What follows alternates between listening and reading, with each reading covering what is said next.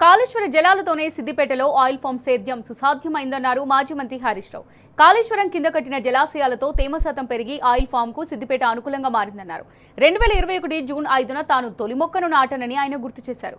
BRS హయాంలో 12,000 మొక్కలు నాటామన్నారు. 300 కోట్ల రూపాయలతో ఆయిల్ ఫామ్ ఫ్యాక్టరీకి నాడు శ్రీకారం చుట్టామన్నారు. ఈ మేరకు ఆయిల్ ఫామ్ ఫ్యాక్టరీ ప్రాంగణంలో రైతు మేళాను మంత్రి తుమ్మలతో కలిసి హరీష్ రావు ప్రారంభించారు. 2018లో Indian institute of oil palm research సైంటిస్టులు ఈ ప్రాంతానికి వచ్చి తిరిగి ఇక్కడ ఆయిల్ పామ్ పెడితే పంట బండదు రాదు అని చెప్పి వెళ్ళిపోయారు. ఏంటి ఎందుకు అంటే గాలిలో తేమ శాతం లేదు. గాలిలో తేమ ఉంటేనే ఆయిల్ పామ్ పండుతుంది.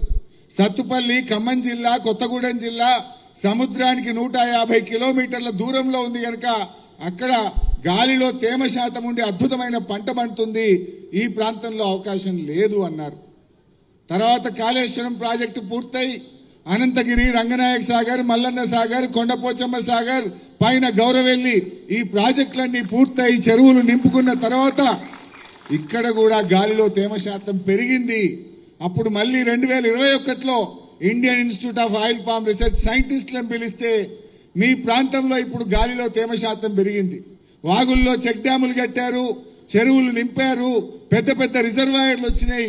ఇప్పుడు ఆయిల్ పామ్ కు సిద్దిపేట ప్రాంతం సూటబుల్ అని చెప్పి ఆ రోజు వాళ్ళు చెప్పారు. ఆనాటి ముఖ్యమంత్రి కేసీఆర్ గారితో మాట్లాడి 2021 జనవరిలో జరిగిన కేబినెట్ మీటింగ్ లో ఈ సిద్దిపేట ప్రాంతాన్ని ఆయిల్ పామ్ ఈ ఆయిల్ ఫెడ్ కార్పొరేషన్ కు అలాట్ చేస్తూ కేబినెట్ లో నిర్ణయం 2021 మార్చిలో జీవో ఇవ్వడం జరిగింది. 2021 మార్చిలో ఆయిల్ ఫెడ్ కు ఈ ప్రాంతాన్ని కేటాయిస్తూ జీవో ఇచ్చారు. మరి మొక్కలు పెట్టాలి కదా, ఫ్యాక్టరీ వచ్చినా మాలు సరుకు ఉండాలి, గెలలు ఉండాలి. అంటే గెల రావడానికి 3 ఏళ్లు పడుతుంది. మరి ఆయిల్ పామ్ తోటలుంటే ఫ్యాక్టరీ వస్తుంది తప్ప తోటలు లేకుండా ఫ్యాక్టరీ రాదు. ఈ ప్రాంతంలో నర్సరీ లేదు. అప్పుడు పెద్దలు తుమ్మలేశ్వరరావు గారితో మాట్లాడి అక్కడ అశ్వరావుపేట, సత్తుపల్లి నర్సరీల నుంచి మొక్కలు తెచ్చి 2021 జూన్ 5వ తారీఖు ఇదే నంగనూరు మండలం రామచంద్రాపూర్ గ్రామంలో కమలాదేవి అనే రైతు పొలంలో వెళ్లి మొదటి మొక్క నేను నాటాను. రెండవ మొక్క ఆ పక్కనే రామచంద్రాపురం గ్రామంలో ఎల్లారెడ్డి అనే రైతు గారి పొలంలో రెండవ మొక్క నాటాను. అలా రైతులతో రెగ్యులర్ గా కాన్ఫరెన్స్ కాల్ పెట్టి మీటింగులు పెట్టి ప్రోత్సహించి 12,000 ఎకరాలు ఆ రోజు బీఆర్ఎస్ ప్రభుత్వ హయాంలో ఈ ప్రాంతంలో మొక్కలు నాటాం.